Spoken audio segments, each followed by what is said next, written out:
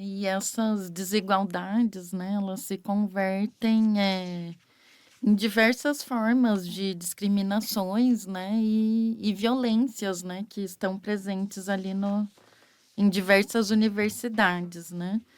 Em estudos ali do Instituto Avon, Datafolha, de 2015, revela, por exemplo, né, que 42% das estudantes, né, mulheres de universidades brasileiras, já sentiram medo de sofrer violência ali no ambiente universitário. E 67% reconhecem que já foram submetidas a uma ou mais violências, né? Essa é uma das formas de exclusão, né, para dizer, colocar ali as mulheres fora desse espaço, né, que foi conquistado aí tão arduamente aí, em decorrência do movimento feminista, né?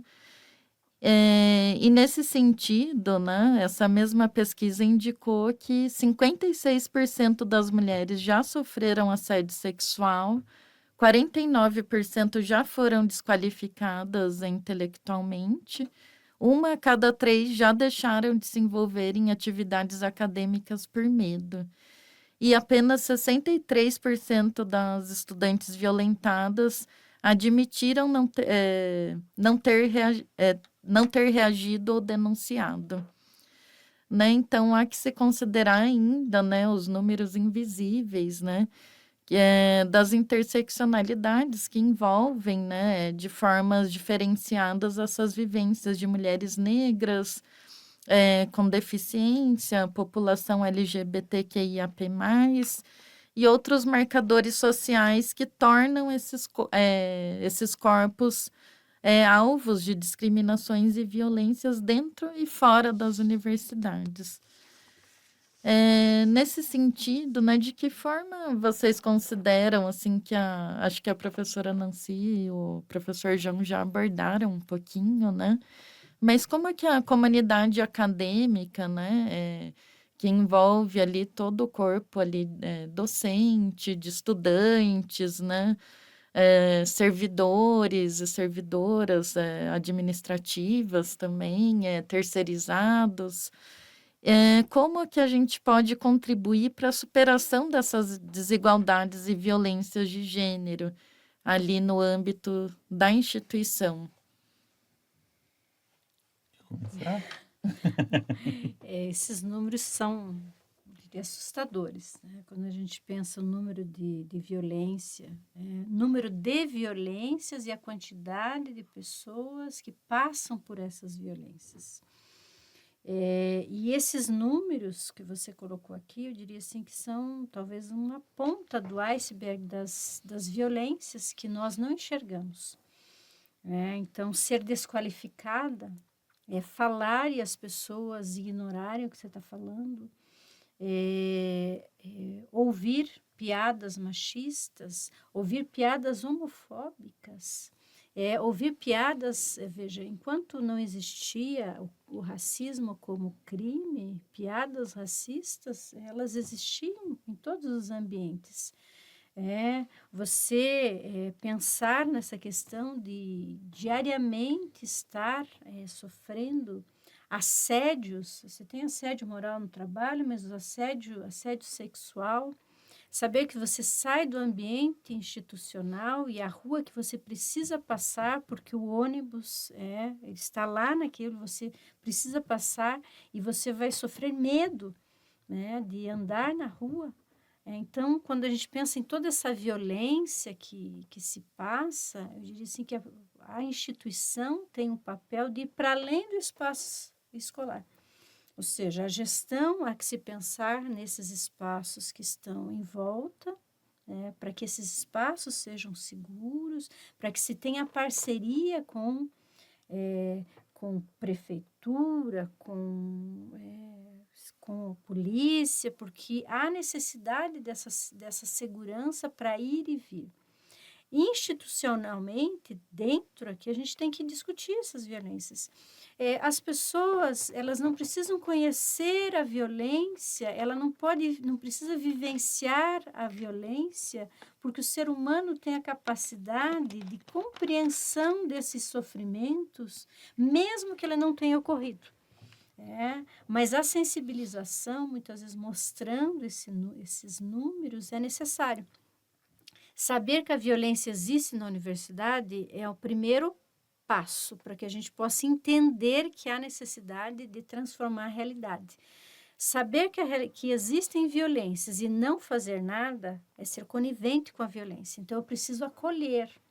A pergunta é, toda instituição que sabe que está imersa numa sociedade que tem violências em sua constituição, que no dia ela tem que prever, primeiro, sensibilização de como agir. Violência contra a mulher. As pessoas que estão dentro da instituição têm que saber para onde encaminhar. Quem que acolhe? Então, tem que ter um setor que receba, que acolha, e que possa encaminhar essa pessoa e reduzir as marcas que ficam na violência. Então, há necessidade de políticas institucionais para o acolhimento, a primeira coisa, porque existindo você tem que fazer esse acolhimento. Há necessidade de políticas que vão prever a forma de não impunidade dos agressores, muitas vezes os agressores estão dentro da instituição, e há necessidade desse acompanhamento, porque a violência, ela traz marcas que não é assim, simplesmente eu só acolho, converso, mas eu preciso ter esse departamento que faça. Então, há necessidade desse apoio jurídico, psicológico, para que sejam encaminhados. Mas a principal política, eu acho, de não violência institucional, ou seja, eu tenho que prevenir. À medida que existe uma violência, já existe uma pessoa que sofreu. Então, ali você vai tentar reduzir um pouco do sofrimento. Então, as políticas de sensibilização e de prevenção, as pessoas têm que saber o que é violência. Ou seja, se a violência física, ela deixa marcas e parece que a pessoa enxerga mais, a violência psicológica da mesma forma. Então, quando alguém é desqualificado, e uma mulher é desqualificada, quando eu faço uma piada com alguém, quando eu ignoro, quando eu não dou acesso, isso vai deixar marcas que podem não ser visíveis aos nossos olhos, mas isso vai realmente trazer consequência para as pessoas.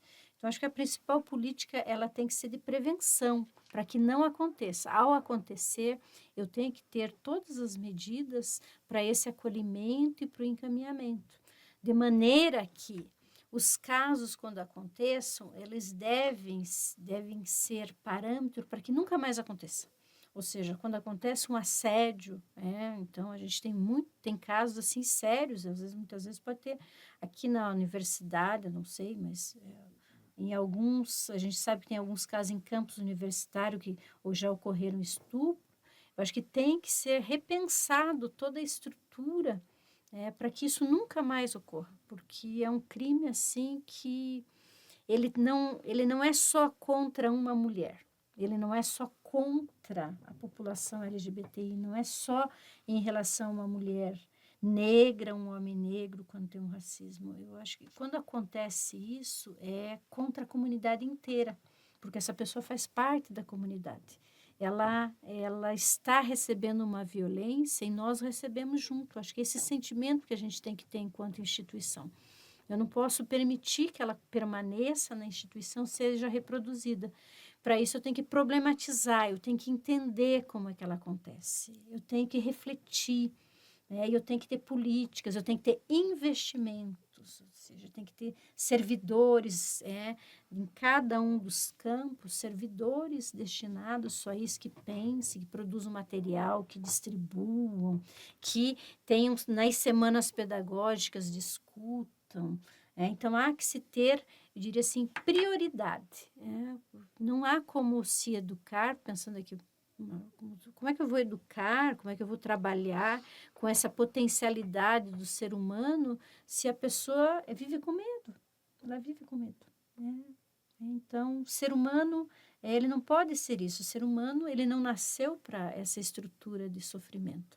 Então, a universidade acho que tem um papel fundamental, mas ele tem que colocar como prioridade, tem que entender que a universidade não é um espaço de reproduzir violência, é um espaço para eliminar as violências e criar uma cultura de paz, uma cultura de respeito.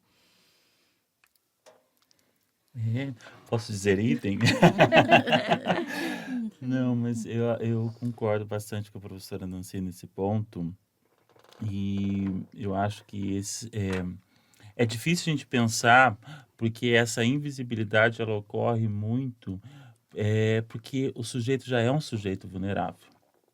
Então você imagina, você entra dentro de uma universidade, muitas vezes já numa situação de vulnerabilidade, e você sofre o assédio, sofre a violência, e ainda nós queremos que esse sujeito tome voz e grite dentro dessa universidade. Então a gente imagina um pouco o seguinte, né? Quem pode fazer isso? A Constituição da universidade precisa pensar nisso. E como a professora Nancy trouxe, né? A gente tem trabalhado, eu vejo a gente tem trabalhado muito ainda com a ideia do paliativo. E muito numa visão dos efeitos que essa violência causa, né? É a, vamos dizer aí, suicídio, é a depressão, a ansiedade. A gente sempre, e eu brinco que a gente sempre acaba percebendo que nós caímos num viés quase de saúde, e a gente precisa entender que esse trabalho ele é de âmbito preventivo e ele é de âmbito interdisciplinar. E aí eu faço muito questionamento para a educação, por exemplo, como campo que eu venho, é, como a educação está se posicionando nesse debate.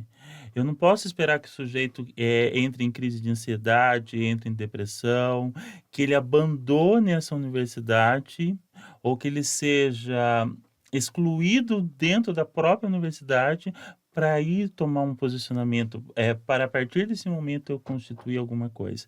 Então, essa discussão ela precisa ser interdisciplinar, precisa ser constante, a gente precisa estar em extrema suspensão para pensar esse modelo.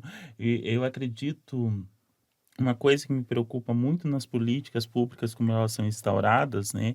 A gente acaba implementando políticas públicas e a gente automaticamente tem a pretensão que aquilo foi resolvido. Faço uma política de reserva de vagas e eu acredito, isso foi resolvido. Mas a população, por exemplo, não binária, não está entrando no mestrado, doutorado. A questão de mulher não está entrando no mestrado, doutorado. A gente vê que isso é dado como pronto. Nós trabalhamos muito no âmbito regulatório e um pouco nível de reflexão e problematização do que a gente realmente vive. E para mim, acho que talvez um ponto essencial é a escuta sensível do outro, porque ser diverso, entender o diverso não quer dizer que você precisa compartilhar com ele a mesma identidade, porque isso é praticamente impossível, porque a gente vive interseccionalidades diferentes, momentos de vida diferentes, situações sociais diferentes, mas a escuta sensível do outro, entender que as necessidades deste outro, os desejos, os anseios desse outro não são menos, é essencial para a gente produzir esse processo. Eu brinco, eu falo sempre para os alunos, né, trabalho com disciplina de didática, e eles falam assim: professor, como que a gente pode trabalhar com didática intercultural, essas perspectivas não hegemônicas? Eles falam: professor, como a gente pode? Eu falei: não tem um segredo, não é um grande segredo, é essa escuta sensível, sem tentar trazer esses pré-julgamentos e tudo mais, e essa problematização constante da nossa realidade. Porque nós temos práticas institucionalizadas pela própria Constituição da universidade, que são de invisibilidade da diversidade, Eu até anotei, fiquei pensando um pouco na pergunta, a questão, por exemplo, da própria licença maternidade de uma professora universitária, né. Você hoje em dia a gente olha para uma professora universitária que tira licença maternidade, a carreira dela é praticamente extinta dentro da universidade por aquele período. Ela pode correr o risco de ser tirada de um programa de pós-graduação, porque ela não publicou, ela corre o risco de perder o seu espaço acadêmico de trabalho, porque ela ficou esse período fora, e a gente pensa, até que ponto isso não é uma violência institucionalizada para aquele sujeito? Como que eu posso permitir que esse sujeito tenha acesso a essa maternidade, uma maternidade digna, e ao mesmo tempo que ela continue constituindo a sua carreira dentro desse âmbito universitário, né.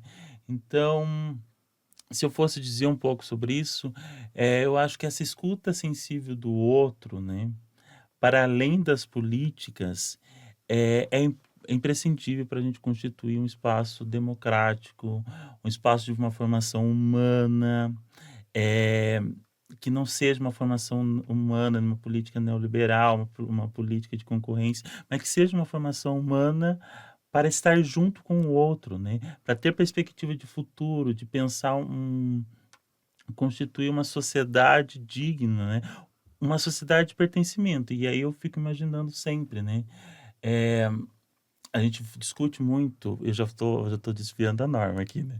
A gente discute muito evasão de aluno e um pouco que eu tenho discutido nos cursos que eu trabalho é o seguinte, essa evasão é reflexo muito mais do que notas e tudo mais, do sentimento de pertencimento. Para o sentimento de pertencimento eu preciso ser ouvido. Se eu não sou ouvido, como eu vou me sentir pertencente a uma universidade? Se as minhas demandas, se os meus interesses, as minhas motivações, quem sou eu, né? Quem sou eu neste momento não está sendo ouvido, eu não tenho como eu se sentir pertencente a nenhuma instituição, seja ela qual for. Então, caminharia um pouco por aí.